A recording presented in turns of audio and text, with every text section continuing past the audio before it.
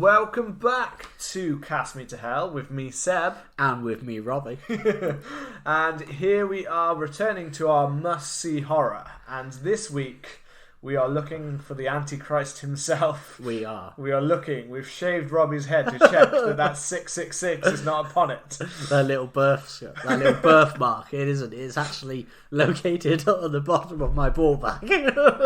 And we can't stop trying to hum along to... Oh, mate. We can't even hit the notes. We can't, but it's not going to stop us. Oscar-winning score. It is Oscar. And we haven't even said the film yet, but you should have guessed it by now. It is The Omen from 1976. We are back to our must-see horror feature, and we decided we are going to pick on The Omen, which is, it's a bona fide classic. It does have a franchise that we spoke a little bit about, but we're looking at the original, and this might be controversial to say, potentially, but this was actually a first watch for me. Really? Yes. You've never seen The Omen? I've never before? seen The Omen. I have this. I know I've spoke about this a few times on the show, but there's there's a moment in your life when you get your first ever TV in your room, right? Yeah. And I must have been maybe 12, 13, and I got my own room and I got a TV. And the reason why this is so important is that I was flicking through. You've got that freedom of I can watch whatever I want. I'm a big boy now. Yeah, wait until that late night to get all that dirty channel. Yeah, wait until the dirty channels. And Channel 4 were doing cursed films. Yeah. And they did them on I think it was Friday night at 9:00, and they did Poltergeist. They did The Omen. They did something else, and I watched the episode about The Omen because that was talking about the people who had died on it. The curse about it. So all of The Omen I saw was through that. Yeah. And then I ended up watching the remake with I think Liev Schreiber's in it, isn't he? Released on the 6th of June 2006. Oh damn! 666. 666. They basically, it feels like they made the remake just so they could keep that just release to do date. that. I mean, it's pretty good marketing. So actually watching this for the first time was really good, man. Yeah, I mean, if you started, I was going to say because so you'd kind of already seen it because I mean, the remake is literally it's almost exact to this. I think maybe there's one or two extra scenes, but apart from that, I think the mum dies in a different way or gets attacked in a different way in the remake. But apart from that, it's basically the same film. Yeah, it's very similar. But it just doesn't have the. It's weird to say that this film, like The Exorcist before it, there feels like there's a certain kind of serious thriller kind of tone taken with it. It feels like it's more of a sophisticated horror in some ways. You know what I mean? It feels like it's got a classical actors in it, kind of like The Exorcist before it.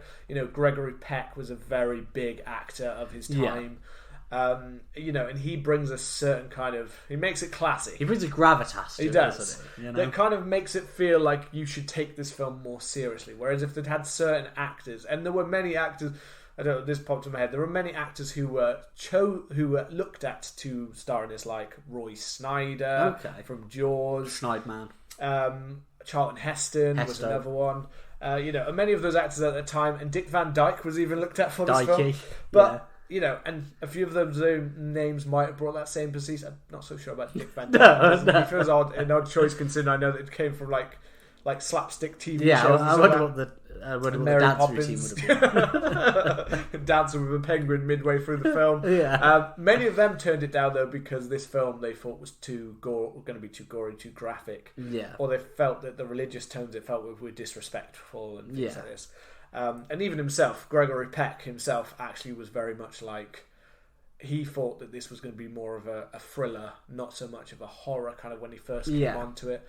But afterwards he said that he was actually quite surprised at how he thought that it was dealt with in quite a kind of a subtle kind of way and not too over the top, whereas it could have been really over the top and gory like some other films. Yeah. And I think it was the worry because this film was made based off of basically this film was put to production because they were trying to make the next Exorcist. Yeah. So, this is part of that. Like, Exorcist was 73, this is 76. This was put in them thinking this is going to be the next Exorcist, the idea of this kind of thing. Someone come up with an idea. and they want to take it from like different standpoints. Yeah. So like the director, who I didn't even realise the director was Richard Donner, who did Superman films, Lethal Weapon film, Yeah. you know, big director. I didn't realise that this was one of his earlier films.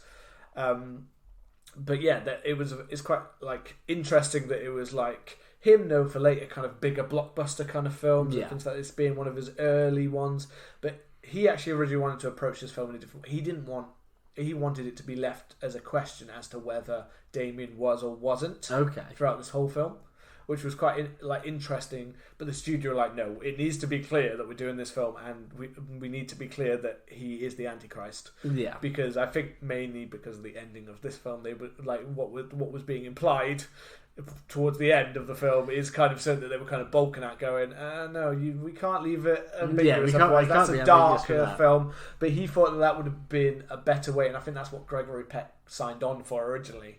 To link back around to that, was that he signed on for the idea of potential this thriller, not so much of a horror, which it kind of turned a little bit more into. And like I once saw someone describe this film online was. And I once saw someone say about this film, and I remember when I was younger, because I watched this linking back to what you were talking about, which was being young and watching these films.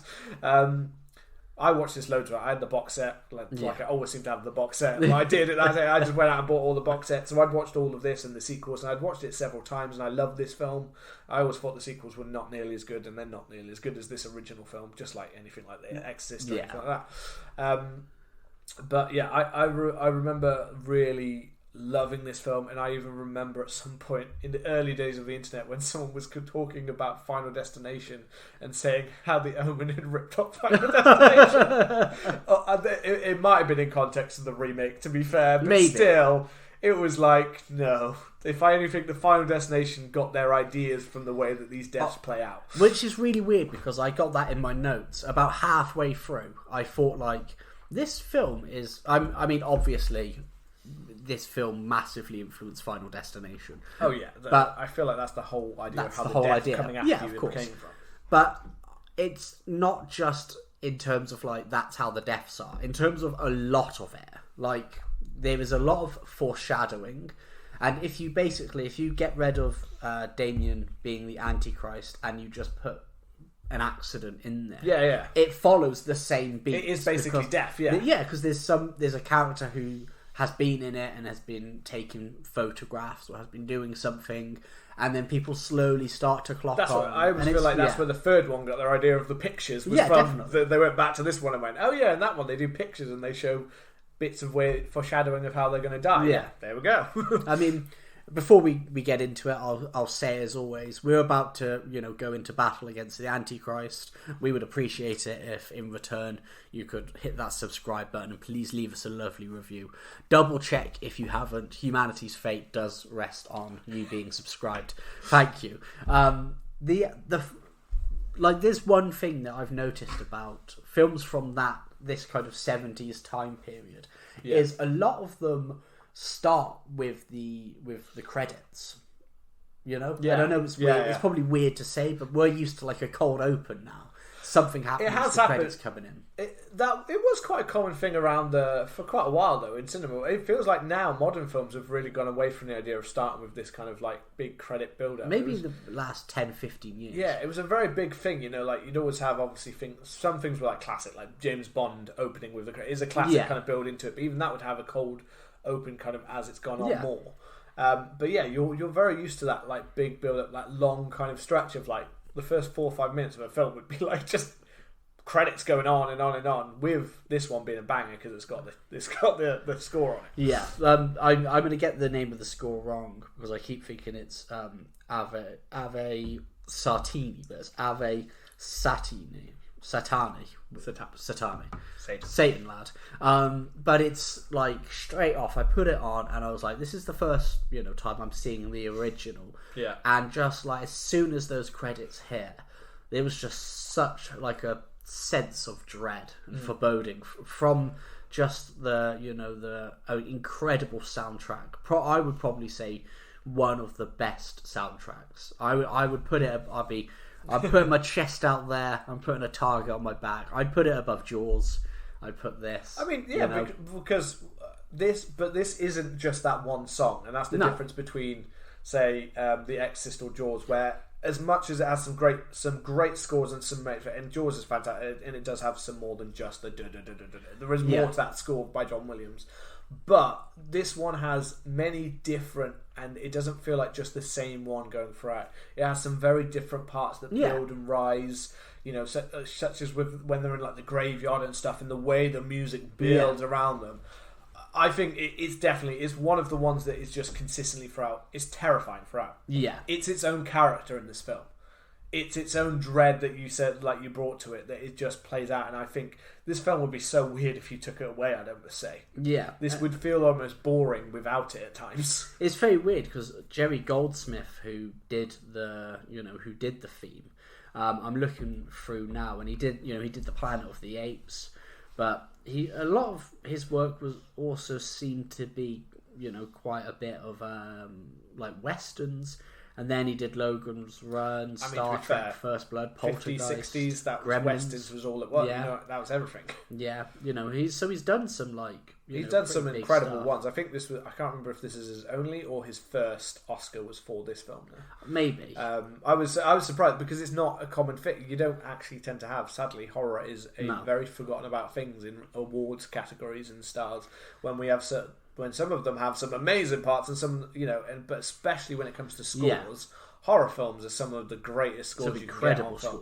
But they get forgotten about because they're part of a horror film all the time.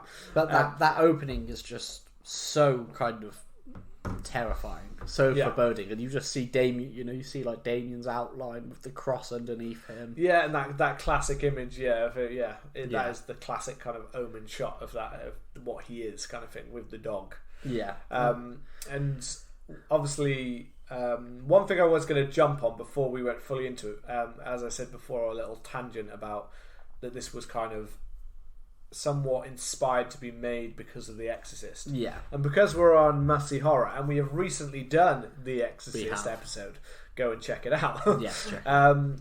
But we didn't do that as a Must See Horror episode, and I think we should make this... add that in because we've now covered it, but we haven't actually said. So I'm just going to jump for a second and divert onto The Exorcist. But Exorcist is a massive horror, right? Yeah, I just wanted that to be cemented in things. So we've cemented that in the episode. Yeah, we've done it. Exorcist is a must-see horror. We're not going to say anything else about it. That's all. But it is. And I feel like this film, like The Exorcist, as I said, it has a very kind of somewhat slow build kind of... but like I said about thriller, kind of it feels like you're more about like the character's investigation and following what is kind of happening, and that's kind of like what a lot of The Exorcist was like as well. They have that kind of, you're following a certain character who's trying to find something out kind of thing, like any great. And the first, we obviously open with him being, he's off in a different country. Gregory Peck's character is off in I can't remember. He's in Rome, I think. Yeah, that's the one. He's off in Rome, and he gets this assignment to come to Britain as the new ambassador for Britain for the United States, and that's what his job is. So he's in a high up position within the United States. Well, the very first thing is that to cut in that he opens in the hospital, and his wife has just given birth, but the baby hasn't survived, they've told him. But instead there is another baby who's been born that I think they say like the mother doesn't want, or is being given up for adoption. And I found it quite funny because they were like, the new baby even resembles the other one, and I was like, well, it's a baby. Sorry, mate. They want a child. Mostly their child's dead, so they don't actually even know what their child looks like. So that doesn't matter to them right now. So I think you can pass off most babies, I imagine. And they kind of say like he says like God sent you a sign. I mean, obviously this film was about the birth of the Antichrist. But it's very religious heavy, and I think part of the effect is 1976 people generally tended to be a lot more religious, so I think it definitely hit stronger. Huge with the Catholic Christian kind of, especially in America, definitely huge amount of people that still would have been within that, and in the UK as well, much more religious than we were now. So again, that's kind of adds that kind of what kind of again made this film like The Exorcist a bit controversial, because it was hitting on those controversial themes of like we're questioning or we're calling out certain things about your religion, like taboos. Definitely. The film kind of doesn't get like fully started until we kind of do get over with. We get like a nice scenes of Damien growing up and things like that, and and what he is, and then I think the first one that kind of hits, you don't really get much like. There's not much that you're like, oh, that's kind of. You get a scene when Damien's gone missing, so they find his little bike kind of thing and by the water, but they can't find him. And he's kind of disappeared, and we get some of those kind of scenes. There's nothing too majorly sinister yet, though, with him. No, but I think that's like to show because obviously I know that his wife isn't aware, but I think they have said that she's failed to carry pregnancies to term before. Yeah, and I think it's to show that they have that kind of like not completely overbearing, but that proper protection. They are properly scared and protected. Yeah, I think that obviously that's a major thing to play in this film, because if you're going to have parents who are going to have to question their own child, it's going to be a main kind of part within the film. And kind of the big, and I forgot this comes as early as it does, because you probably knew about the birthday scene. Yeah, I knew about it's such a classic of thing. It's incredible. But yeah, this is kind of the first big scene and the first one that raises questions about what's going on. When we have our birthday scene, and a huge one, because they are rich, powerful. Yeah. They've got this huge birthday party, this huge man. They're outside in the middle of their like backyard, which is not really the backyard. It's like a yard. It's like yards and yards of area. Like looks like in the background you'd spot someone fox hunting. Yeah, it's like great grounds, isn't it? The huge grounds, and so just in the middle, like mum's enjoying time, and it's also good the build up, because at first you see how much mum is kind of like just like staring at him and not want to be away from him, and how much she loves him, which I think plays stronger emotionally later when it kind of the turns it takes. Yeah, and you see this is where the Rottweiler comes in as well. Yeah, you start seeing this like fucking like great like looming Rottweiler. Yeah, just like standing and watching. Yeah, and then obviously. Well, it works so well because it's kind of out of nowhere. Because you're just like, we've just seen a montage of him growing up, and now we're just establishing character, And I think for everyone else, and it's what makes us so, it's suddenly you just hear someone like shouting Damien. out, Damien, it's all for you, Damien. And then it's just so shocking that you can see Damien staring up at her, and then everyone else starts to stare up at her. And then just the way it just drops, and you just hear the crack and the smash of the window behind her. It's fucking incredible. Yeah, it's such a shocking scene. It's not like gory or graphic necessarily, but it's graphic. It's graphic, gory, but it's not gory. Like you could imagine, like this at the time being like fucking hell, because it's not like they pull away from it. Oh no, that's what I mean. It's the fact you see the full drop. Like it's an amazing effect as well. The fact that they show it and it looks pretty seamless. It doesn't look like There are a lot of ones even around this time where you'd half be expecting. I said to you about in the sequel, there's a death with a woman with like raven. Yeah. The only thing that ruins the scene is an amazing scene. Woman gets her eyes claws out by like ravens and gets hit by a truck, but it's so fake. The second she gets hit by a truck, it's like, and there's the doll. Yeah, really. And it's like, and there's the doll going under the wheel, and there's the doll on the face. It's like, it's so obvious. What's effective about this is it's so seamless that it doesn't look it doesn't look like they're dropping someone down. Like it looks like she's actually dropped down. It's really well done. Yeah, it made me raise some questions though. I will be honest. I know it's like an iconic scene, and it's so beautifully shot, and it's really kind of shocking, especially as kind of like a first opening kill almost. Yeah, but this did make me question, right? Because they and like I said, I don't really know much about the franchise. I've seen the remake maybe twice. This is the first time I've seen the original. So if people know, let me know the answer. But I don't quite know why she killed herself. Like, this is the interesting thing, because we know that there are like Satanists around Damien. her dying opens the door for Miss Bayshill, I think her name is, to come in. So I get that, but my thing is she a Satanist who's like, you know, who's doing it for him as like a show of power? Is she possessed? Like, I don't quite get the motivation, because later on, when they're doing the foreshadowing, they show a picture of her, and there's like a dark noose around her. Yeah. Which would, and that scene implies to me, because the other people who die in the film are the ones who are they're trying to fight it. They're trying to fight it, so it's like, what's going on here? Yeah, it's a bit curious. I think it's so. Yeah, I do think it's something that draws.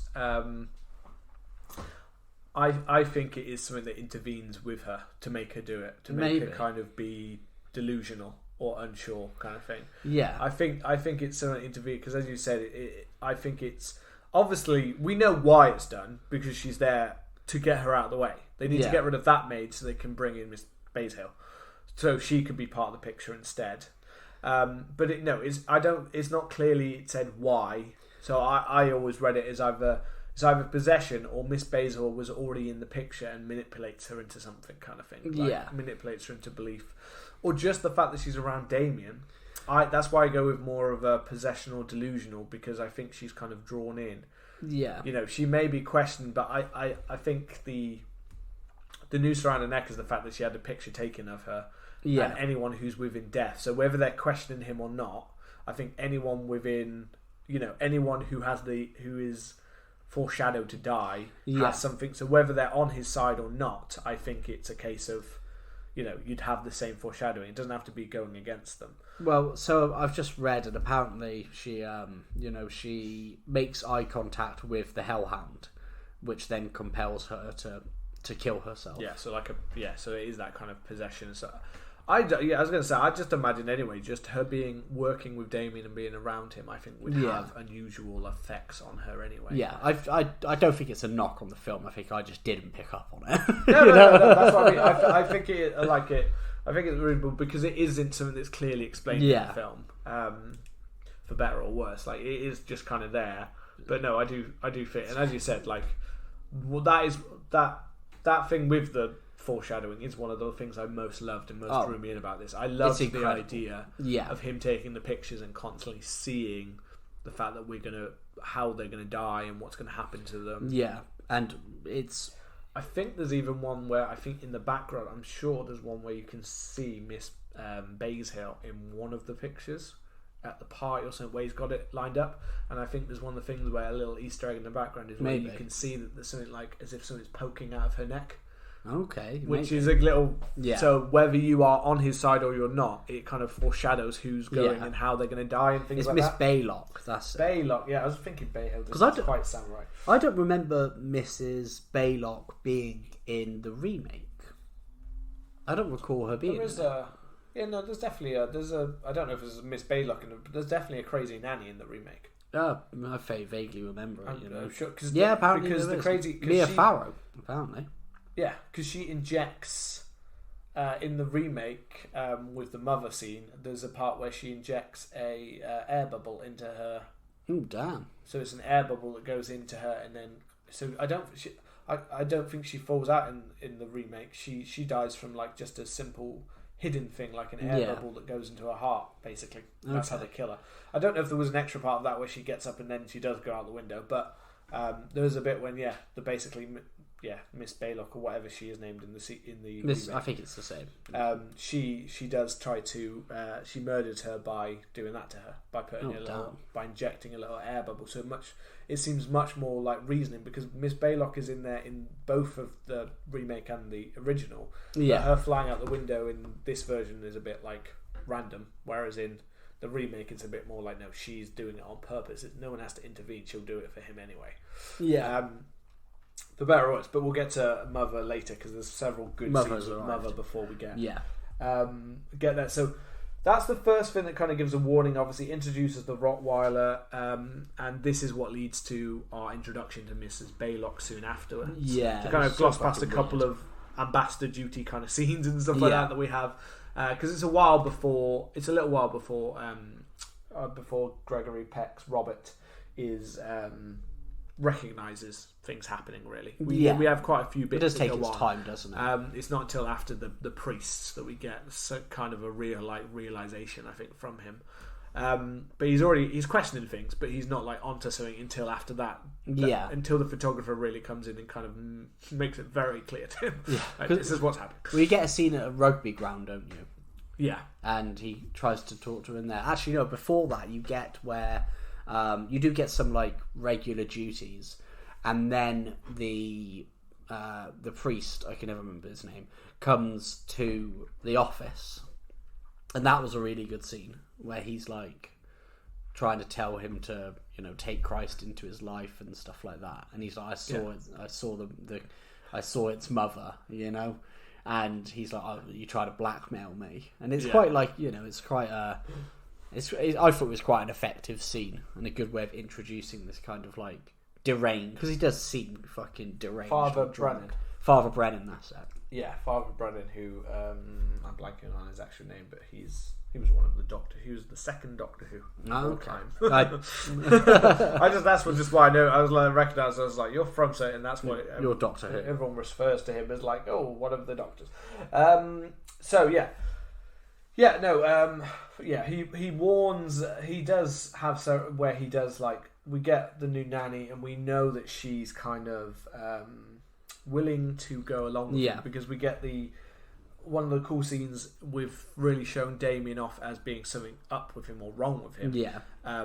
Is the going to the church for the wedding scene. Yes, when he's in the car with the mum, which is one of the first scenes when mum starts to go from like enjoying her time with him, maybe not feeling totally connected all the time to him.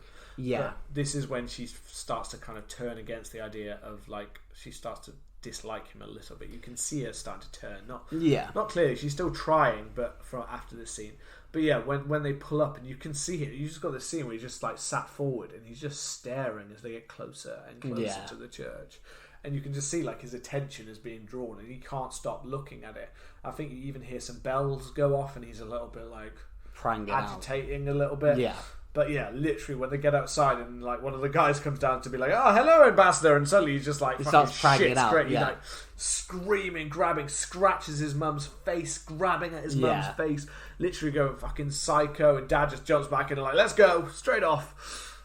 Like, it's one of those first scenes where you get that, and then when they get back to the house, it's also one of those first scenes when you have Miss Baylock kind of trying to be like, she gives little things to to the mother that's like, basically like trying to imply like you're a bad mother for not doing this for him. Mrs. Baylock is such an asshole. She's such a bitch, but like she's perfect as a villain in this. Yeah, film.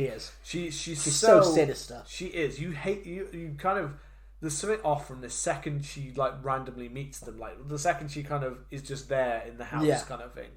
And then she says about that, and that she, you know, she's like to take him away, and I can help him, as if you can't handle him to the mother. She tries to say like when before they're going to the church, she's does a 6-year-old boy, because I think he's turning 6, isn't it? It's like, does a 6-year-old boy really need to know about this politics or something? And she's like, get him ready and get him into the car. Yeah. To be honest, the main thing I kept was like, how the hell did they not fire Miss Baylock way sooner? Or swing on her. That's what I mean. Like literally, she from the second they get from after that first meeting when she seems perfectly nice. Yeah, she brings a Rottweiler into the house, which he asks her to get rid of, and then several occasions where it's like, you still haven't got rid of that dog. Yeah. And also, you brought a dangerous breed of animal to be with our young child because you found him outside and Damien likes him. Yeah, it's like It also in your head going like, get the XL bully. Children like dogs all the time, absolutely, of course they do, and children are going to be drawn to him. But that still doesn't mean that in a second he's not going to suddenly go, "I'm going to tear this fucking kid's head off." You know what I mean? Like, does that? She's constantly a bitch to the mum. Oh yeah, constantly like undermines the mum's opinion. To the fact that we get that scene where she literally like get him ready and things like that. Yeah. They just hate each other. So I'm just like in that scene, like literally, you're just there like, if I was them in that power, literally in that scene when she questioned me, I feel like as the rich person, you turn around and go, "Yeah, well, get the fuck out." As the having that power, house, I will go and find someone else. You can fuck off. Well, you'd be like, they would save themselves a little bit, maybe, if they'd just been like, else, get out. assign me somebody else. Yeah, you know? get me someone else. And then it's just the next Antichrist level. Antichrists are us. Who we'll look after your child if they got 666. Fantastic. Yeah. I did like that, though. I like that she was such... Because, I don't really... I mean, I vaguely... You want something to happen to her. She's that level of bitch. She's that level of bitch, but it kind of...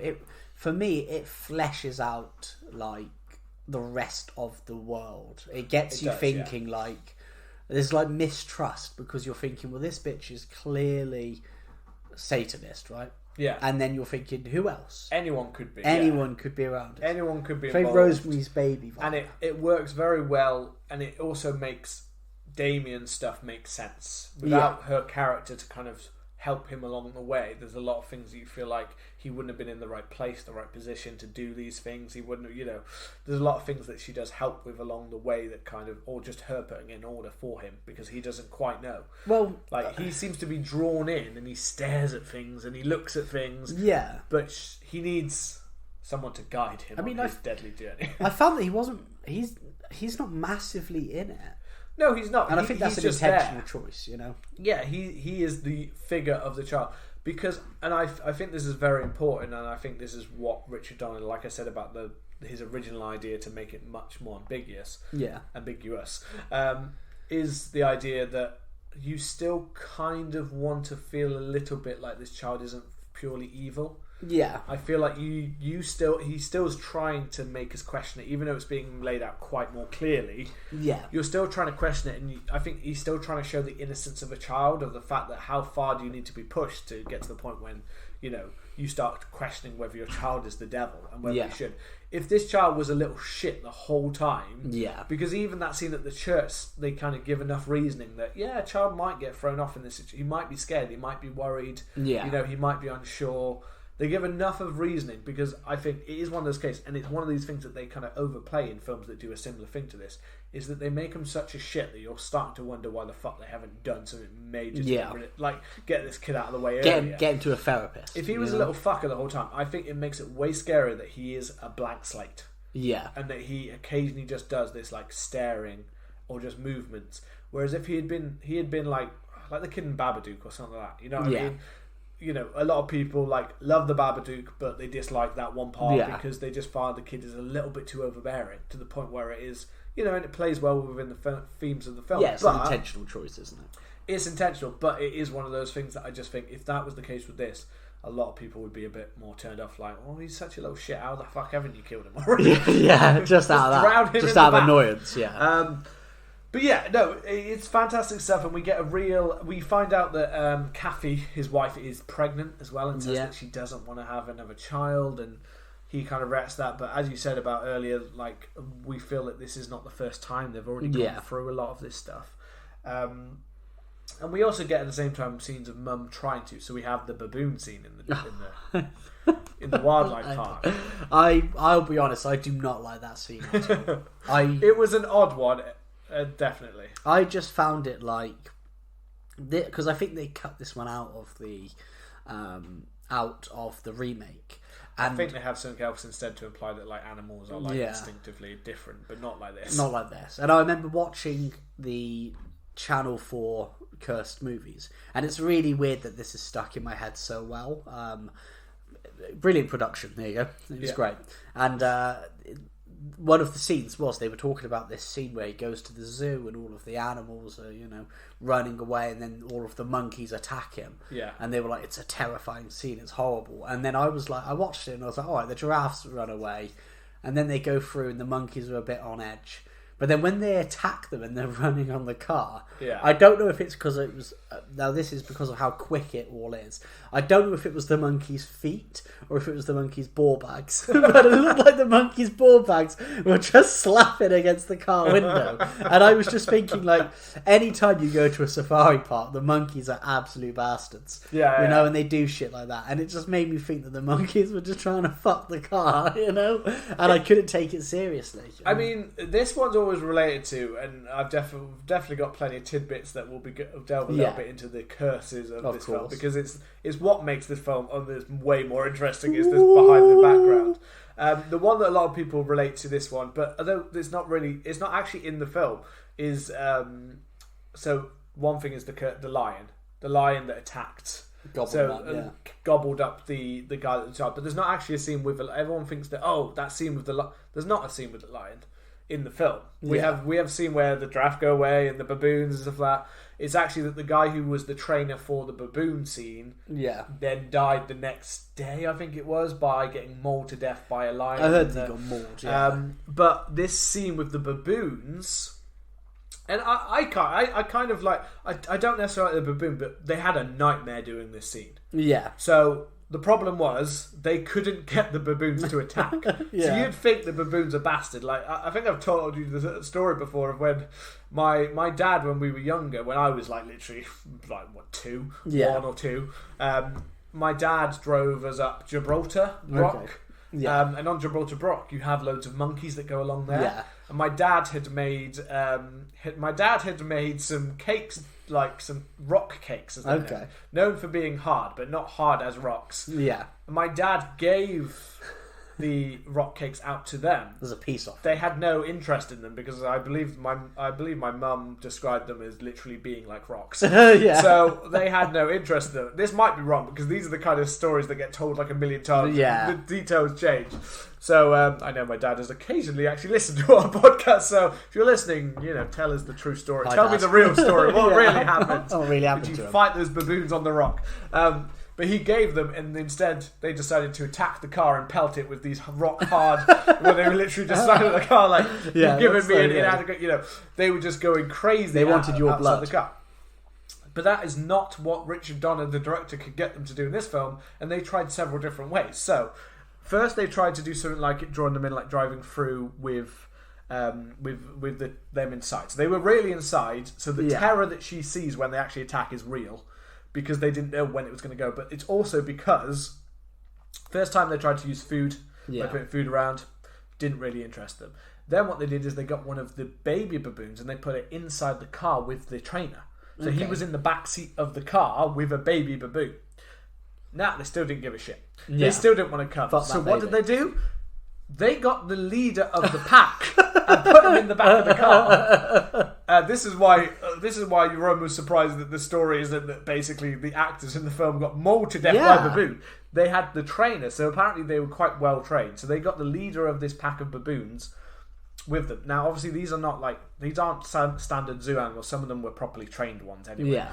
But they couldn't get them to do what they wanted to do, which was attack the car and go crazy. So they had to get the leader of the pack with the trainer to be in the back in like a secluded section that they'd made. That made them go crazy because you're taking them away to the point where they freaking went mad and were back and going crazy at the car. But you think they went to that. So the reason she looks terrified and really is terrified, the mother in the car, partially because of the outside. I think mainly because they've just brought a fucking baboon inside the car. The alpha baboon. And she's seeing how crazy they're going outside, and what if that makes the inside one go for crazy? But they did kind of push and balance. So a lot of people relate it to the lion story, which actually there is no creepy lion scene in the film that is majorly known. I think you might get a shot of a lion, which is the lion that killed them. You get like a quick shot around the zoo. But there's no like lion going crazy scene in this film. What did the baboon do when it was in the car? I don't know. This is how it's described as doing. Apparently, because it was a trained one, but a kind of trained, but as part of the pack kind of thing. That's what kind of led them to go a bit crazy. I don't know if it just been because they've been fucking with them.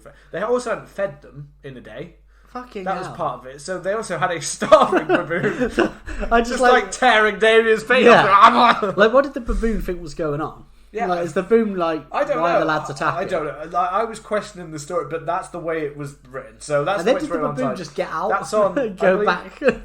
I believe I read that on Bloody Disgusting. So take your question to them. I will. If they are incorrect, then feel free to at them. I will launch an inquiry. Tell them that they're disgraced, and if you have done that, we will sue you unless you put us on your network. we have to be on the network now. I'll come to that one later. But yeah, that's one of the curses within this film, and also a weird scene. But the scene doesn't it doesn't quite play out as menacingly as I think they intended it to. But I think it sounds like by that point Richard Donner was just like, well, we didn't put this much effort, so we're putting it in. But yeah, it's not quite what I wanted. Yeah, I think he's admitted that the scene is not quite what he wanted it to be. Yeah. But it's still, I guess, to show that other animals are scared. That's the main point of this whole scene. They do this whole thing just to make the point that other animals are scared. The Rottweiler loves him, but the other animals are terrified of this being. Yeah.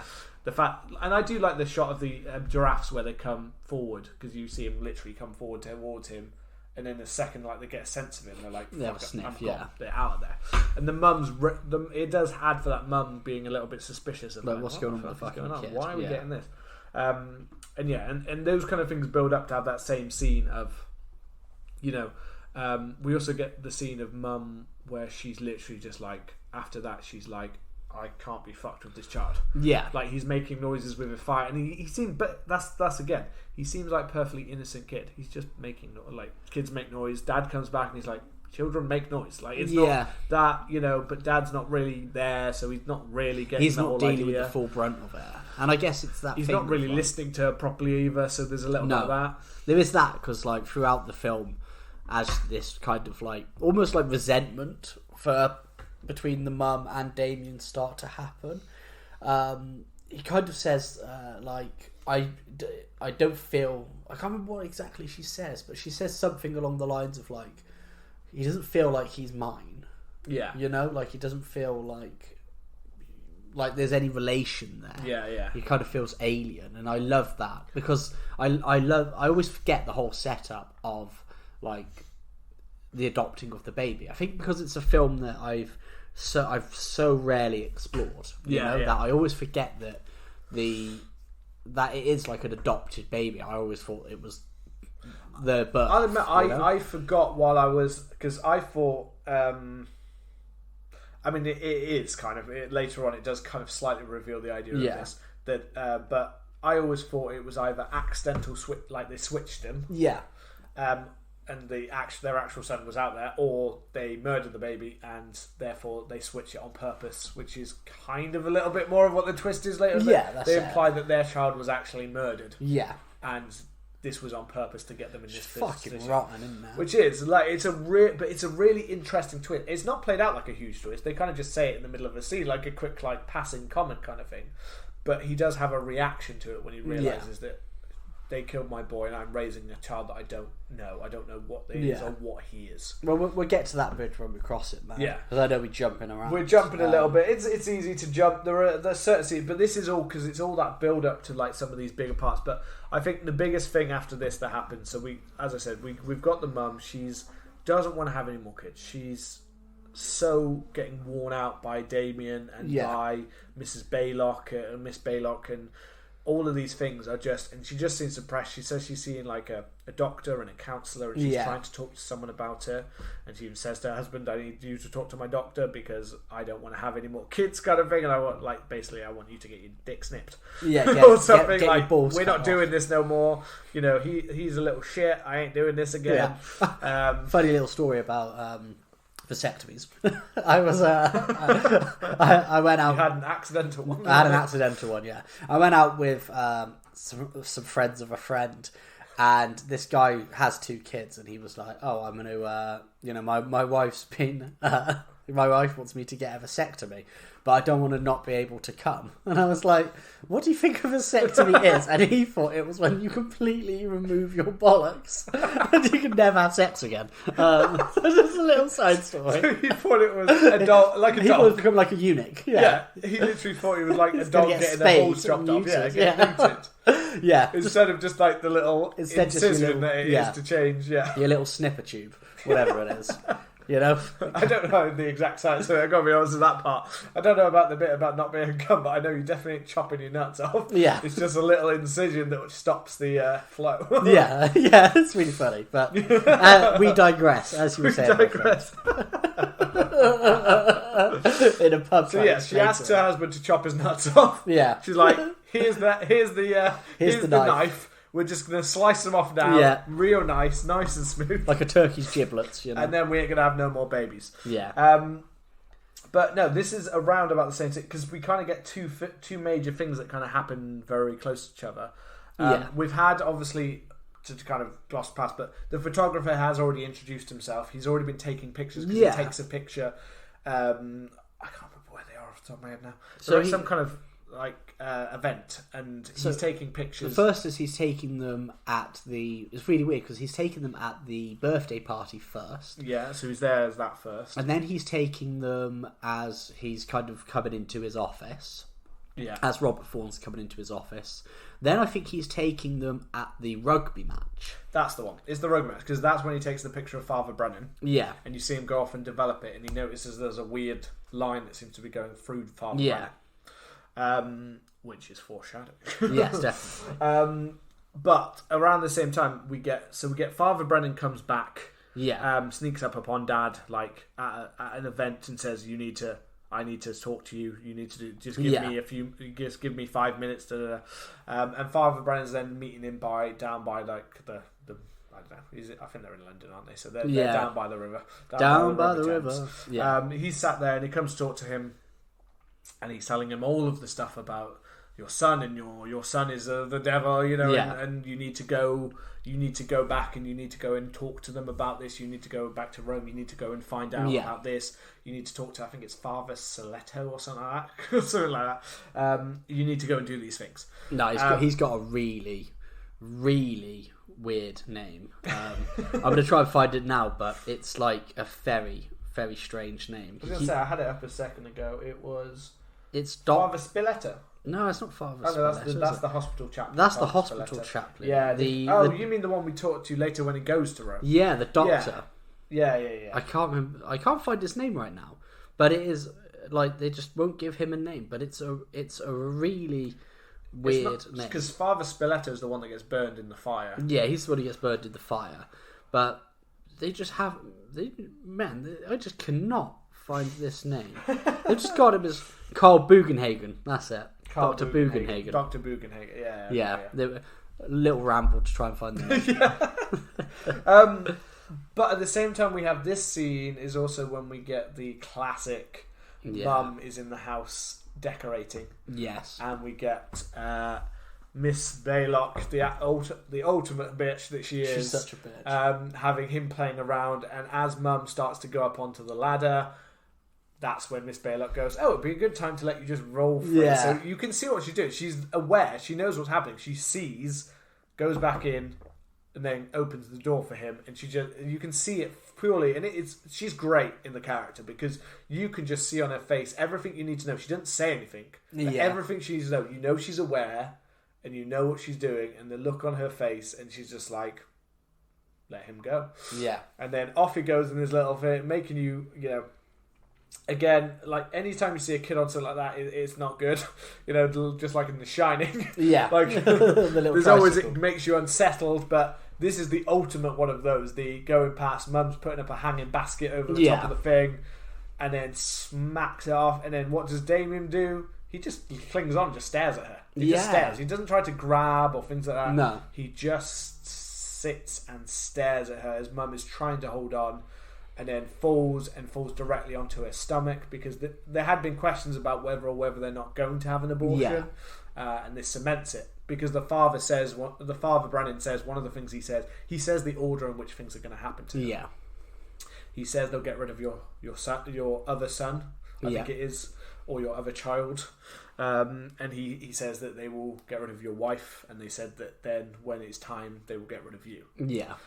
Once you've got once he's got all of your power, once he's able to take all of your power, he will inherit everything. Once he's he'll inherit everything of yours, he'll take you. Yeah, and that's what we get. So we get the first part of that with I'll take your child away kind of thing. Yeah. I'm not quite sure if that happens. I think Father Brennan actually mentioned that the first time he saw him at the rugby match. So when he sees it earlier, I think is when he actually says the order of which things will happen, which is what makes the dad go, what are you on about? You're talking about like my wife's going to be hurt or die or something like that. Yeah, I'm not going to talk to you anymore. I think at the time he's not aware that she's pregnant. Yeah, I think so. That's why he's confused by what he's saying about that, because he says your other child will die, or your actual child will die. Yeah. And that's why it's kind of, and I think even for the audience, it's a bit like, do you mean the one that's already died, or do you mean, and I think it's meant to be the boy that is living in her stomach right now, but not anymore because she smushes him. Yeah. But Mummy's alive after this. But yeah, he leaves Father Brennan, and then before we find out that Mummy's alive, we get the Father Brennan scene. Father Brennan's death is incredible. The whole build-up to it is class. The second he leaves Father, and he starts walking, the trees start blowing, the wind starts picking up, and then we get the lightning. Score starts building. And this... I feel this is one of my favourite ever, like, because it is so dramatic. It's so almost over the top, the amount of shit that happens around him. It very is. Things fly through the air, the wind is blowing, lightning just keeps striking all around him. Yeah. It is such a class scene when he gets all the way up to his church, and he knows that's obviously so strange because it's so obvious something strange is going on. I love the symbolism as well that like he can't get into the church, you know? Yeah. Because like in a way, like we know that Father Brennan was there when when Damien was adopted. Yeah. Like he says that he saw the birth of it. So like in a way, I don't know whether Father Brennan was like, I can't kill a baby. So the hope is that if it's raised by somebody who's decent, then it won't become evil, maybe. I don't know whether that was his idea, and then he realises actually, like, once he starts reading about the prophecy and like the Jews returning to Zion and that kind of stuff. Because it's not as clear straight away, is it? Because they have the belief that he could be. But they're not 100% sure. No, I don't think 100% sure. Because they say he needs to check the head. Because if he was there when he was born, they would have seen the birthmark upon his head 666. But they're not certain about it because he tells him you have to. Yeah. You have to check. You have to under the skull. You have to see if it's developed. Well, that's Father Bugenhagen who says. Yeah, that is Bugenhagen. Whereas Brennan seems a bit more. Mentions that he saw the birth and he saw the mother, and the mother is a jackal, isn't it? Oh, actually, yeah. So I'm right. You're right. Brennan is more sure, because if he did see the birth, then more likely he did see something like a birthmark that he believes the mother of a jackal. Yeah, like real fucked up. It's really cool, but it makes me think that like and Father Brennan's been trying to redeem himself by realising his fuck up. This is just my interpretation. Yeah. He realises the fuck up that he's done. He is then like, I'm going to try and get Robert Thorne to do the right thing and to realise that this is the Antichrist and he needs to kill it. That's my mission. He has then failed, and in my eyes, this is Old Testament God being like, you failed your mission, you turned your back on me, I'm not letting you in the church, because he can't get in. And I love that. Yeah, that symbolism. that he can't, like, the one place that he probably protected, the one place that they won't be able to do anything to him in the church. They won't let him in. Is the one place, and then you get the strike upon it, and it's so simple as well. What I think, it's just such a clean death in some ways. It's literally there are two deaths in this film that I think are some of my favourite deaths in horror of all time. This death, because I do love the drop and hanging one as well, to be fair, but this death, because it's just it's such a strong build up. It's so like, what the hell's going to happen to him? Oh my god, what things are going to happen? But when it just strikes the top and the spike just comes down through him, and he's just kind of just left there, his body just kind of there. I don't know. It's so clean about it. It's amazing. It's like, what is it, ASMR or whatever they call it? Like, when it's like cutting through. So this is it. Like, you can just watch that on repeat, just going in like smooth. It's brilliantly done, man. And then I think like this is where Patrick Troughton, isn't it? I just Patrick Troughton and his. And he's great in the few scenes he gets as it, because the dread that he has without coming across the intensity. This is a very easy role as well. I will say, like, I was actually impressed by one thing that I remembered, because this is one when you revisit some of these roles and you forget how cheesy the role of the father who's trying to tell you, the priest that's trying to tell you. It's a very easy role for a lot of actors to ham up. Crazy. Yeah, definitely. And I just think, again, he plays it so nicely straight. He seems like someone who is literally concerned, not someone who's like, you've got to do this. It's so easy to overblow it. And everything in this film, I feel, is much more subtle than that. Yeah. Whereas a lot of other ones do make it seem so much like a big show. It has to be bigger. Oh God, they're going to be so like theatrical with it, and they don't. And it's nice that it's kind of, you just feel like it's easy for the father to push Father Brennan off because he's not so forceful with it in the same way that some other ones are. It balances well. And then followed by this, we get Mum is in hospital and she's better. She's okay. She's alive, but the baby is gone. Yeah, rip baby. And things start to move a little bit. We're just on the priest scene as well, because this is when I think you really start to kind of notice my brain's gone. This is when you start to notice what Final Destination took from the film, because after he goes, and we do get a lot of foreshadowing. We see the photographer in the red room before, and he's taking the pic. He's like sorting the pictures, and you can see like the shadow on the priest and stuff. Yeah, you can see the line that's going through his back, through him, basically, and getting closer. And then when Robert Thorne sees that on the front of a newspaper, which is quite funny to think that would be on a newspaper. Yeah, that's right. Just the way he's just there. Just a dead body on the front of a newspaper. I think that's after he's visited, like after he's seen his wife in hospital, because he has the paper. Yeah, I think then. And then he goes and he speaks. The photographer calls him and says it's about the priest, and then he shows him the pictures of the priest with the shadow in him, the nanny with the noose, and then his own picture as well. His own picture with like his head, a line across his head, and it's this element of like great foreshadowing of the deaths. But I just think like structurally, it seems that Final Destination does this thing of like you have the opening with the big accident, and then you have the people dealing with the fall. You have a couple of deaths, and then one person starts to notice the foreshadowing, and they go back and find that link. They always find like they foreshadow their death as well. Like, oh, this is what happens to me, and it just feels like you can see the influence. Yeah, you can see that it was totally taken from there. It's interesting, and it's not a knock against Final Destination. No, every horror film is ripped off. At least they kind of took one of the most interesting parts of this film and played it in without having to play up the religious part so much anymore. Is what made Final Destination kind of great, is the fact that it's just a silent death stalker kind of thing, which is what this film is, though, because it's not like we have Damien, like you don't see Damien run on top of the church roof and throw a spike down for him, or you know what I mean, or like throw a plate glass window at someone's head. And it always makes me wonder until the very end, where like how much does Damien know?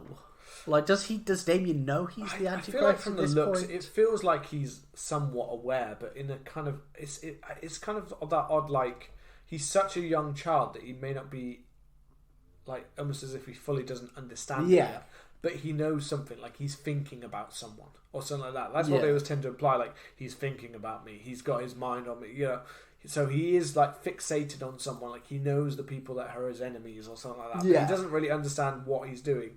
But whether it's him or whether it's someone on his behalf, like like a deaf character on his behalf. That's what I think. That's why in this first one, in the sequels, it's much more like aware that he is aware. Yeah. But in this one, it's like, do you know? Are you actually like just a demon in there? Like, are you fully aware of what's happening? But it's much harder to know, and much better for the film, I think, that you don't know. That it's so mysterious as to what he understands and what he doesn't. Yeah. It's better to feel that empathy a little bit for him in some way that you don't understand. And it goes in with the journey of like Robert Thorne trying to discover, well, there's something up with him, but is he actually the Antichrist? Well, it is kind of that, because at the same time it's kind of like the Miss Baylock. There's that idea that like, is she influencing things? Is she doing something? Is she more of that? There's many ways that you could like read into it, but as I said, they make it clear enough that he is he is what he is that they're saying. But whether he understands that is a completely different question. Kind of jumping to the next, I think after they've spoken, the next obviously major thing before they head off and go on their travels to really, the main thing that makes him truly question is the death of his wife. Yeah, that's the main thing that makes him go, well, this is what's kind of been played out. This is what they've said. And there's already been more than enough weird things happening. And yeah, the death of is effective. Do you get the grave before? Mrs. Baylock comes. I think you get the grave. The grave scene's in the country because they have to go and find, because that's the burial of his son. Yeah, and I'm sure because that's in Rome. Yeah, because I've got my my notes as the graveyard. No, I think the graveyard's over in another country. Yeah, because that's one of the first things they do when they're over in Rome. Yeah, because I'm sure what happens is they have the scene with the photographer and Robert Thorne in the priest's house. Yeah. And then they're like, okay, we need to go to Rome to see the hospital records. They go to Rome. They find out that there was a fire. It burnt it, and the priest is in this monastery. They go there. The priest is fucked, for lack of a better word, and then he writes the name of the old tomb on there. And I'm sure that happens before the death. Before the death, I'm pretty sure, because you get the scene you get a really cool scene in the graveyard, and then I think when he gets back, Oh yeah, no. Yeah, it is. I'm mixing it around because I guess it would be a bit weird for him to just go off the second his wife dies. Yeah, because I think that his wife dies because he tries to call her, doesn't he? He tries to say that she needs to leave before he leaves. It's also a bit weird that his wife, but isn't she? I swear she's in the hospital. She's definitely in the hospital. I swear she's in the hospital before he goes though. I thought he was can't exactly remember. I think she falls, and around the same time that he has the premonition. Well, I say premonitions, but the photograph scene. I think that happens before, and then he starts to go. I think it's implied that she's in the hospital for a little while. Yeah. Yeah. I like the idea. I've got that. It's very unclear at what point she does, because it talks about it and then it talks about it. Like it jumps, doesn't it? And like he's gone. Very unclear. And I'm trying to now in my head go, wait, where is it? It's hard once you've lost track of that part to get it back in order. But anyway, so you're right. We do have the graveyard and the stuff that happens in Rome, where we find out about the hospital fire from Father Spoleto. Whatever it was, Spoleto, yeah, Spoleto. Well, the hospital fire is quite cool, Yeah, I love the idea that it's like all of these dark forces against them. It just went really dark in the room. As I said that. You said that. We've got our own. Oh no! It's going down. Yeah, but I love that kind of it's just these seemingly strange events, like Damien's born, and then the fire has destroyed it. It's killed all the people on staff apart from the father. Yeah. All the records are gone. They're like, where, sure, not the whole hospital. And they're like, yeah, it started in the maternity ward or something like that. You know, and it's just like, and all of that was destroyed, especially the records. And Spoleto was fucked terribly burned. Like you see him, like his face, like just all fucked. Yeah, like his eyes are like kind of moving about a little bit. One of his eyes, weird one. So on their investigations to look around, and then that's when we go to the cemetery for the Rockwellers, don't we? Yeah, and the cemetery scene's really cool, man. To try and find more out about like the birth of the mother and who the mother was. Yeah, and possibly about his own actually son, which is really fucking devastating, man.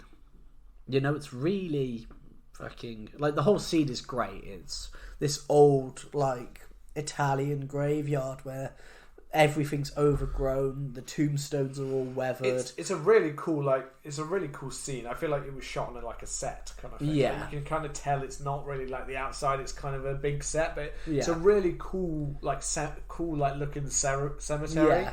It's really nicely shot, dark and a bit misty. Yeah. As they're searching around and as they go into the grave, and obviously the effect of having that when they find a jackal carcass in the grave. It's just such a weird thing in your head to think this is a child that was born of this fucking weird creature. How did the jackal get pregnant? Yeah. Someone fuck it? The devil banging it. Maybe. He's half. Some of them say that he's a jackal creature, a half jackal creature. Go to town on a jackal. But it is but I think the scene with the Rottweiler, when the 3 Rottweilers appear, is just, it's a terrifying scene. I think they are so like, you can see the look on their face. They're getting attacked and bit, and you almost think that they're fucked. You think like, how the hell are you going to fight these off? They're trying to kill you. I think partially because Robert can't die yet. That's it. I think that's why he's not destined. This isn't his time, kind of thing. There is a little bit of that fate and destiny into it all, in the fact that Damien still needs him for a little while longer. Yeah, and I guess they've already foreshadowed what will happen to the photographer. Yeah, dog rips his head off. It could be, but I think that's part of the reason that they're actually managed to fight off and escape the dogs. Yeah, I do know that on the actual for the film, that the actual trainer of it got quite severely, badly mauled. Mate, cursed film. Yeah, he got quite badly by them because they couldn't quite. They managed to get through the suit, the special suit, and managed to maul. He got quite badly attacked by it. So that's another one of those with the dogs that he couldn't quite control them from the scene, whether it was this scene or other scene. But I know on the film that bad thing with the Rottweilers.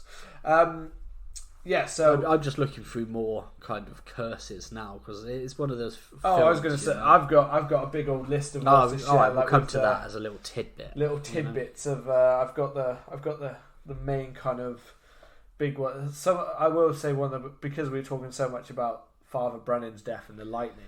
So it's weird how there are certain things in the film that then are part of the curses that happened outside of the film.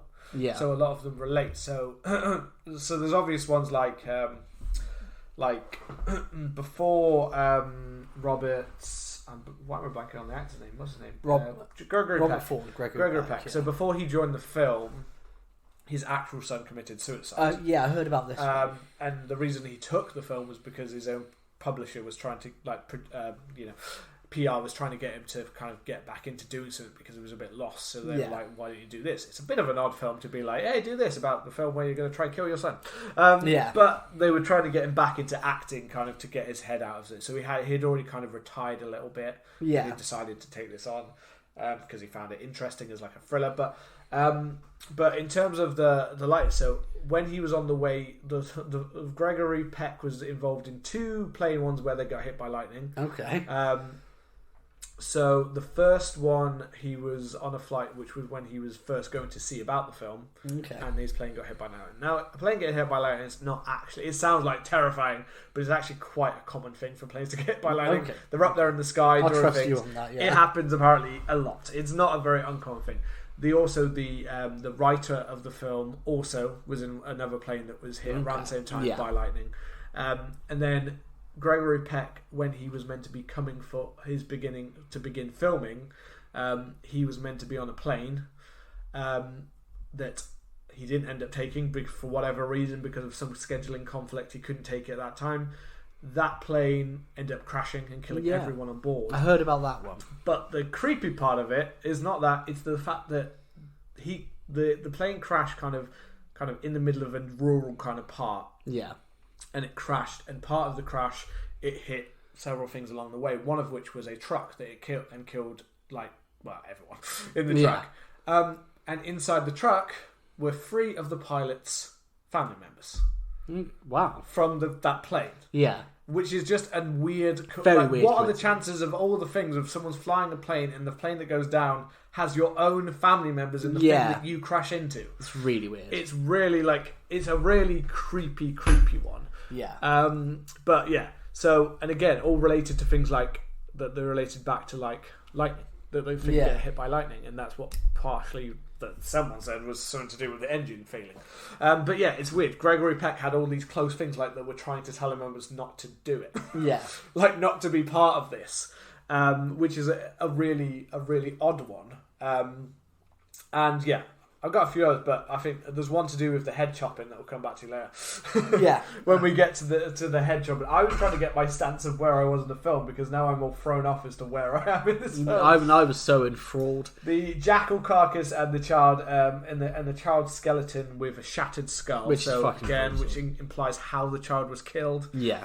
imagine that, like a newborn baby. It wouldn't be hard to kill a newborn baby. No. Could have smothered it. Could have, so it's simple, And now talking about how to kill children, which give you advice. Yeah, but a shattered skull. So as in they had to literally they felt There's like some they had brutality to brain the to baby it, just there? to kill him. And it makes you wonder. Just like that's the thing about this film is there's so many sinister forces at play.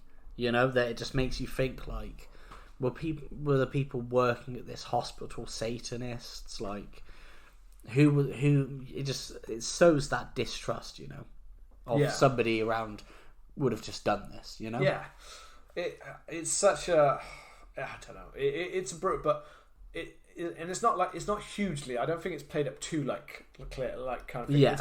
When they have a talk about it, like the photographer and him talk about it, and it makes it very clear, like, your son was definitely, your son was definitely murdered, kind of thing. Yeah. I think it just kind of says they killed him. Yeah, and then the dogs. As I said, you can see the little skull with broken fragments upon it, kind of thing. So yeah, it's kind of it's a horrible kind of scene, and it's that part when you see this is the main scene when you change him going from someone who's searching for ways maybe to help his son, that turns from someone to help his son to suddenly like, I need to get away from this person, and I need to get my wife away from it, which is when he makes the phone call to London, which is then followed, get myself back on track, which is then followed by Mrs. Baylock appearing at the hospital on the same time that when he's calling his wife to do that, it's also when we get the whole with what's his name, the Carl Berhagen, Bugenhagen, and they've had the whole 7 daggers. Well, when he phones, that's when Mrs. Baylock throws her out the window. Yeah, which is like I said, we don't actually see her do that. We see her there with her in a creepy kind of scene where she's kind of lording over her when she's not well, and then we kind of just see her smashing out the window. Yeah, but we kind of just see her, oh, there she is, and she goes right through the top of the van, and you can see a bloody corpse on the inside. It's a cool scene. Yeah, it's very cool, man. And I think, the next, as you said, that's when we get as well. We also have just had the explanation of the 7 daggers to which kill Damien on the it needs to be on hallowed ground. Yeah, it needs to be in a church or a sacred place. It needs to be there that and it has to be committed.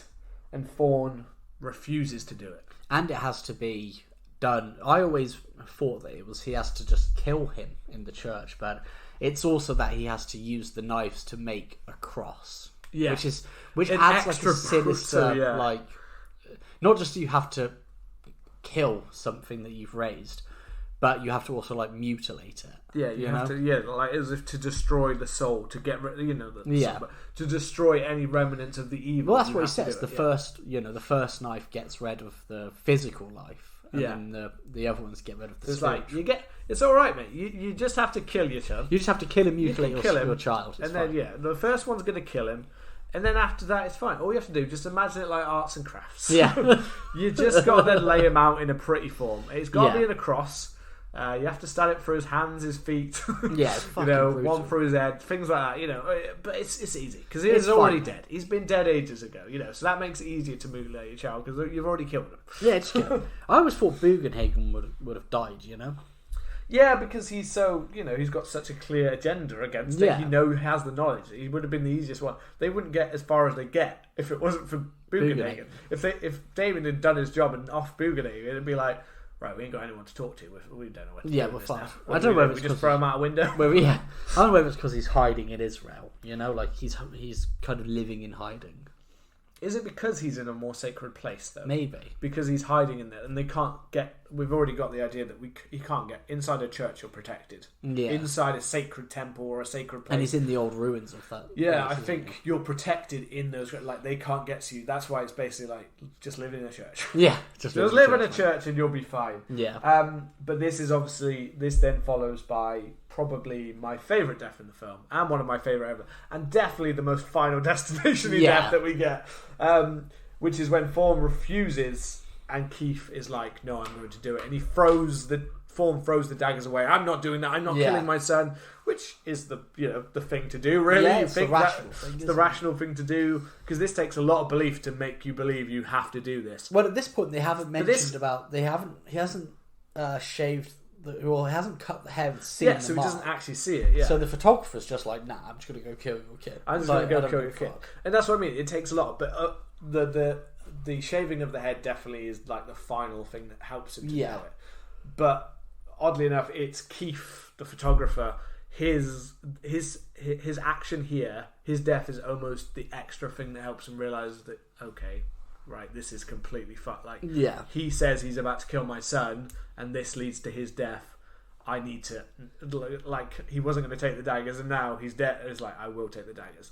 So it's such a Final Destination you want this, because before you see Keith run off to go and get the daggers, it's got, like, you see, like, the car, like, going up onto the thing. You see them kind of playing around with the brakes of the thing. You see them trying to, you'd see, like, little things in the background, like them trying to secure the glass panes and stuff like that. And then he runs out, grabs the dagger, and the car starts falling backwards, and the sliding glass comes down across his neck, and just in this perfect, like, rolling head over the grass. So good, isn't it? And then it starts to smash in the window behind, and it's so beautifully class done. death. It's again, and it's not. It doesn't need like splats and splats of blood. It doesn't need loads of gore. No, it's a simple kind of trick. But it is such a badass. It's fucking class. I'm sure I remember there being a urban or like a curse around this as well. There is. I will. This is my one now that I will tell you of the curse master. What happened here of all of those kind of. So this is kind of seen as the biggie, the biggest, the scariest one. That is the one that people say. This is more than just like... There's lots of cursed films. There's lots of ones with The Exorcist. Yeah. Even other Richard Donner films. Superman is believed to have had a curse where actors who've played Superman have got they injured or hurt or killed when they've actually put on the suit. This is the big one. The smoking gun, baby. Yeah, let's hear it then. John Richardson, who the set designer for the film, made stuff like the graveyard scene, all those kind of parts, made this, literally was the one that designed and created this set, and this the glass whole scene was made and put together by him. Okay. He made the decapitation scene, but following the making of the film, he was in a car accident with his wife, Liz Moore, in August while they were filming their next film that they'd gone on to. They'd just started making the next one, A Bridge Too Far, a war film. The crash not only saw Liz decapitated in a way that looked identical to the set, where they had stuff in the back of the set that came through and decapitated his wife through the front window. So it decapitated away identical to the film, but it also happened on Friday the 13th. Nice. And a nearby street sign was the name of a place, which is Omen. O-M-M, a double M, but E-N.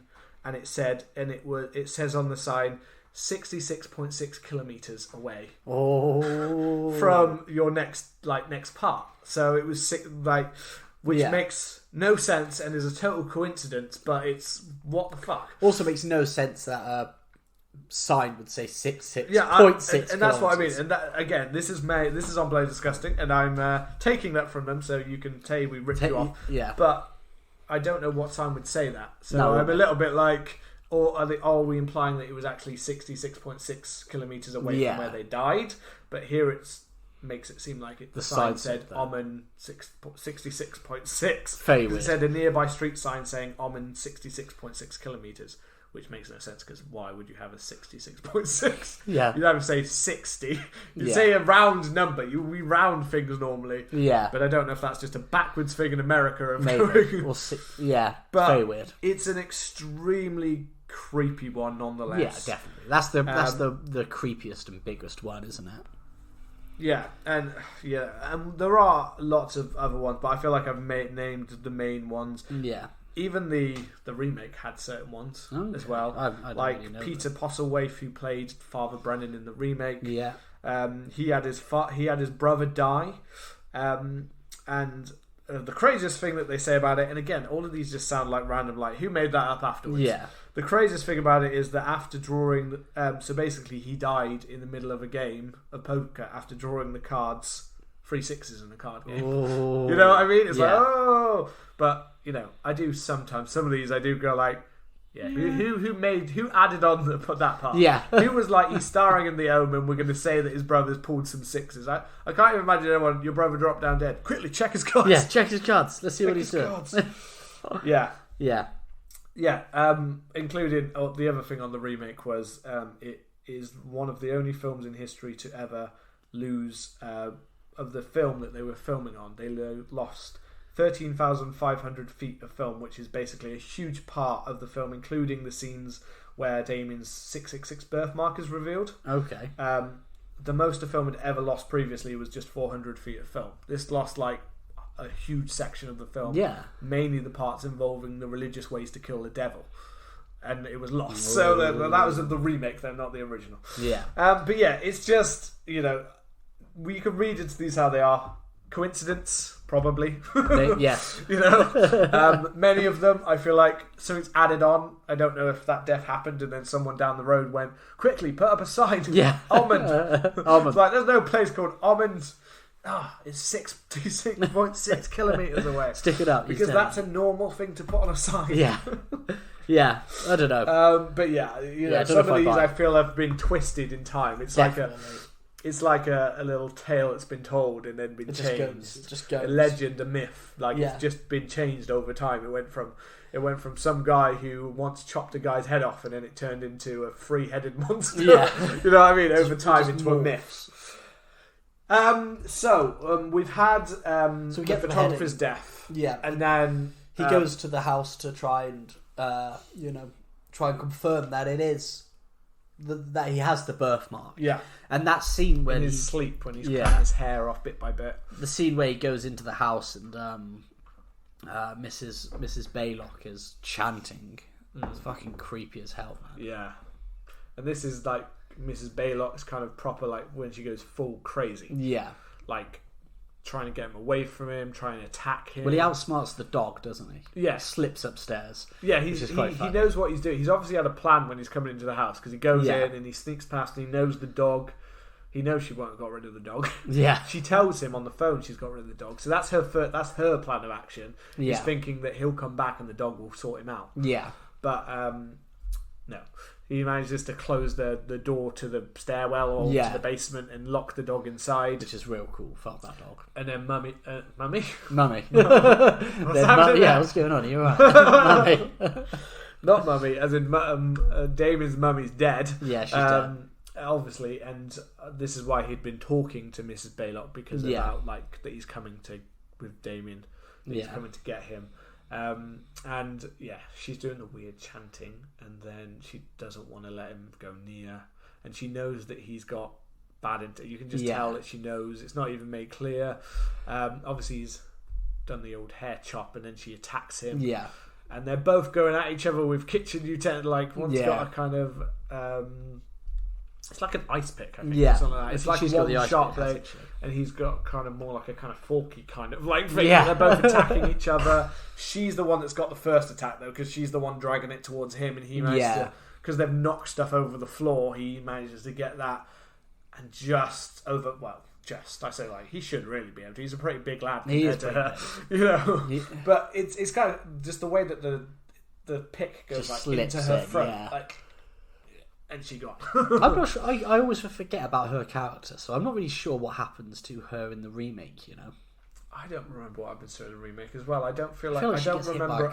I don't remember a battle like that. I don't remember fighting it out like that. I feel like she probably gets hit by a car. That was a very I don't remember a early lot of 2000s thing. And I'd have to rewatch the remake, but I don't remember a lot of the ending. I remember the ending goes to the church. Yeah. But all of the lead up, like stuff like that. I don't remember getting the same feeling that Liev Schreiber was quite as ingenious as Gregory Peck. No. You know what I mean? Not quite as like on the ball. I feel like it's much more like he gets much more just like attacked or things like that happen to him. Less so than his like. I don't remember him feeling so like clearly into the investigation. I feel like things more occur or happen because they happen around him. I can't really remember. But anyway. 666 is there. 666 is there, baby. So he takes them, but there's a police report out for some weird ongoing happening that's happening at their house, or someone's reported it. So he has to chase while we also get police that start to appear and come at the house and come after him. We start to get that. I'm not sure he's fully aware of that kind of habit, but he knows he's in a rush, and he starts to get an idea of something's coming. Like he sees police in the background. Yeah. And it's all quick. It's just into the church, and I have to. And he gets there, and then you've got the final. And I think again, like I said earlier about the empathy, is the idea that the possibility that what if he's wrong? What if all of this has just been coincidence? What if all of this has just been wrong?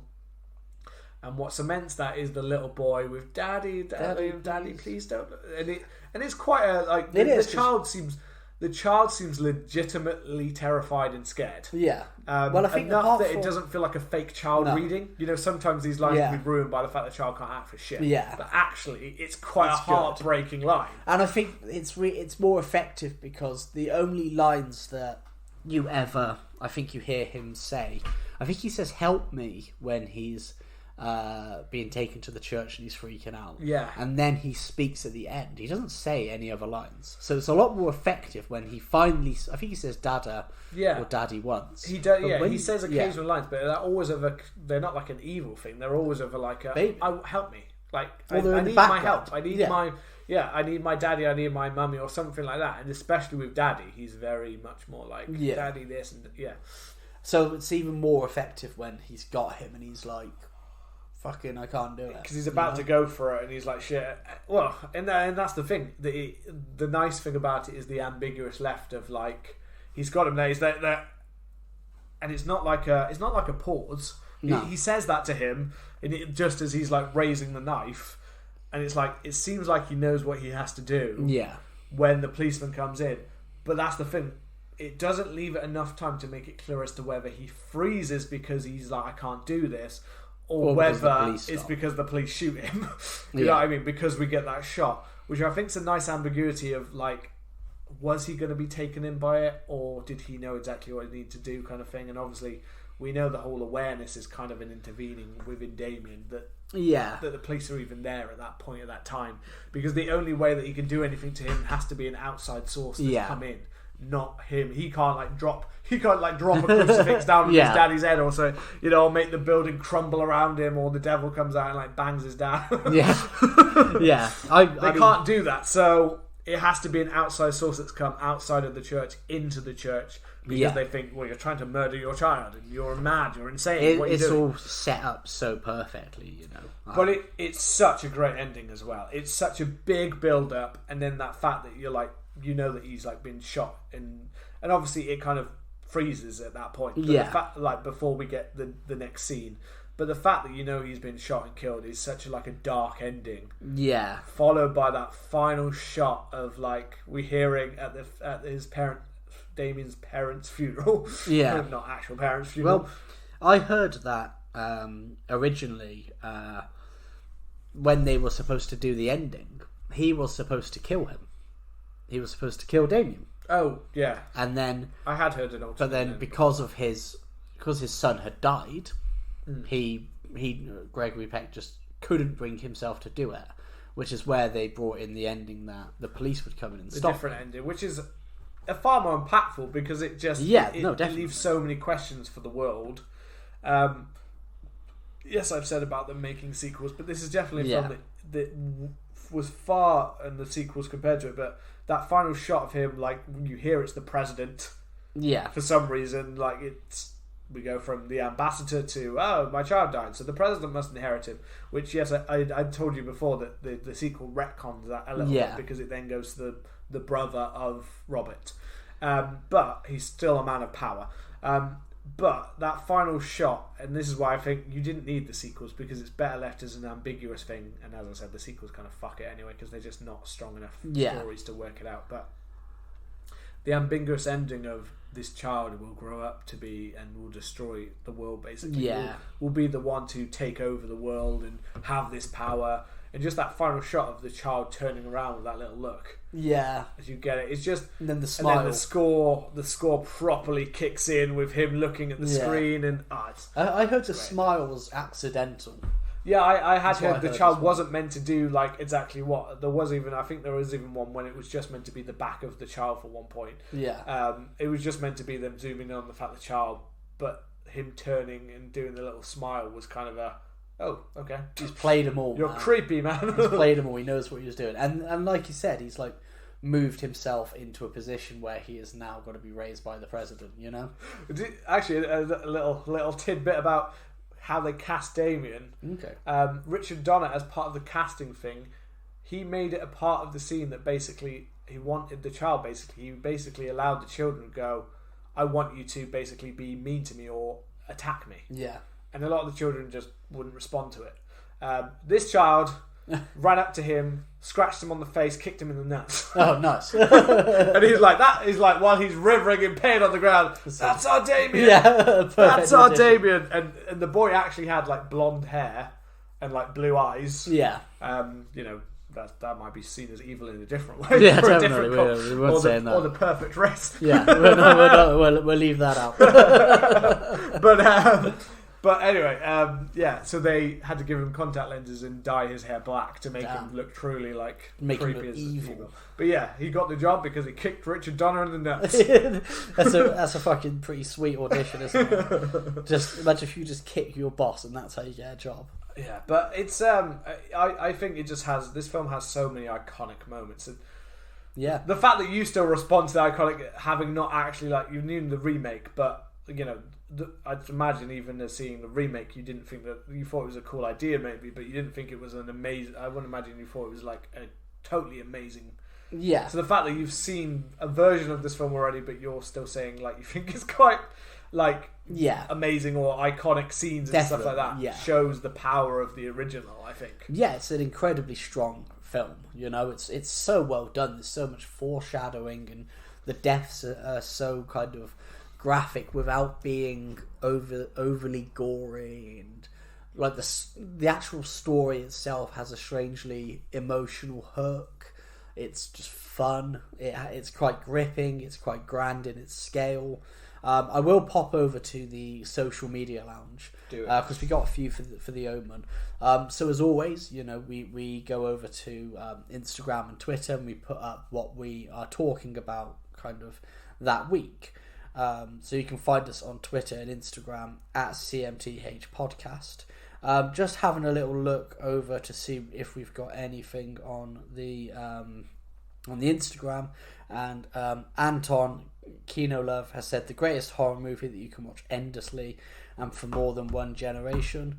That was the Instagram. Over on the Twitter, we've got our friend Simon from So I Married a Horror Fan, one of my all-time favourites, an absolute classic through and through. Mrs. Baylock is a legend and still scares the shit out of me now. The nanny scene at the ending is so good. Can't say enough good things about it. Bob Scott, classic, never tire of rewatching it. Watched it again a few days ago. And then quite a lot of people just sent GIFs of the smiling Damien, including the House That Screams Horror podcast, and we needed Roads podcast. They've changed their name to, and we needed to know what you did last summer for October. But the general response to the film is that it's fucking classic, you know. It is classic, and I do think it's down to the fact that it's so.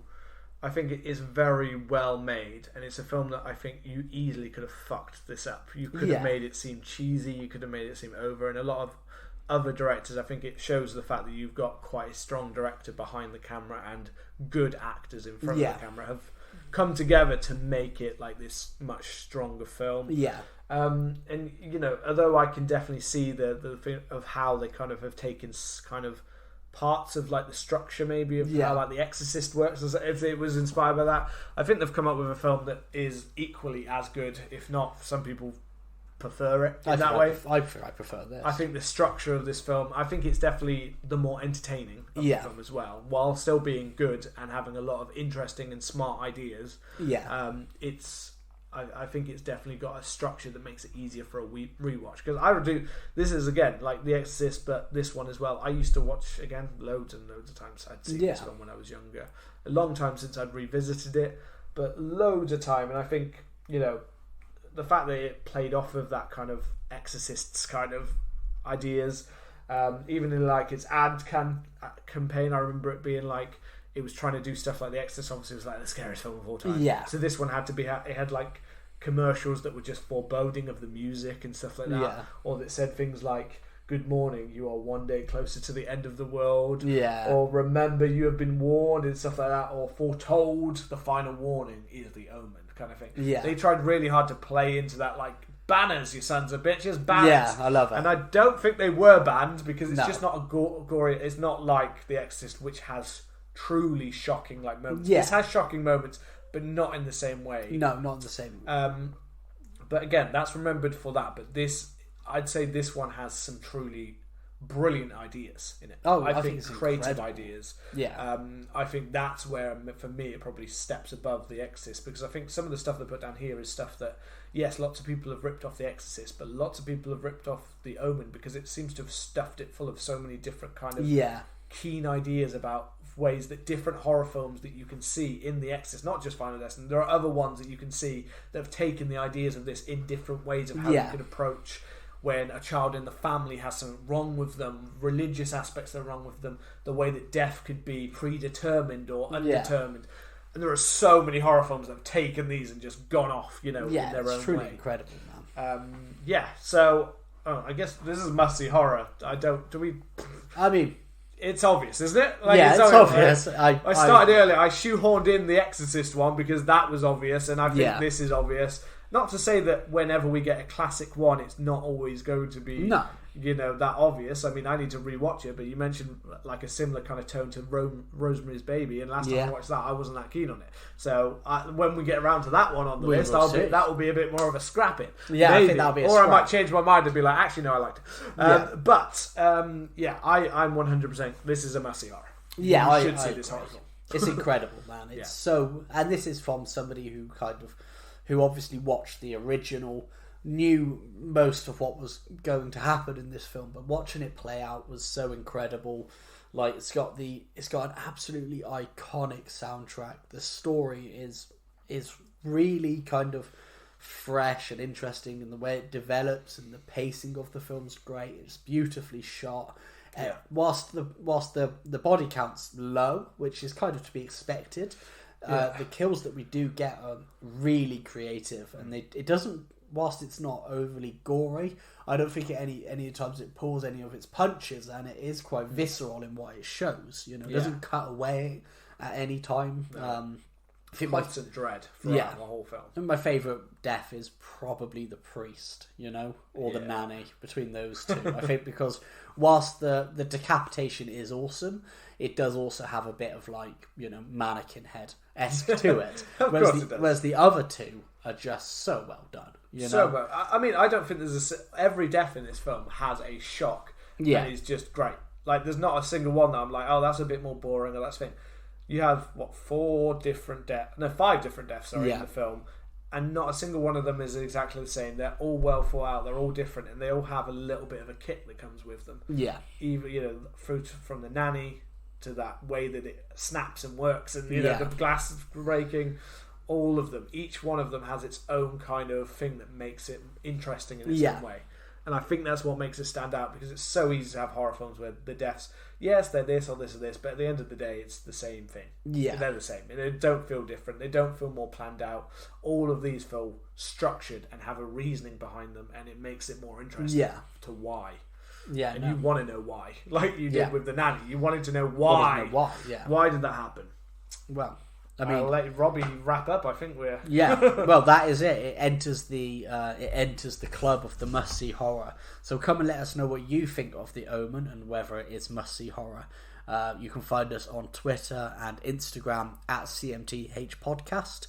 And as always, please remember to leave us a lovely review and to hit that subscribe button. We have taken on the Antichrist.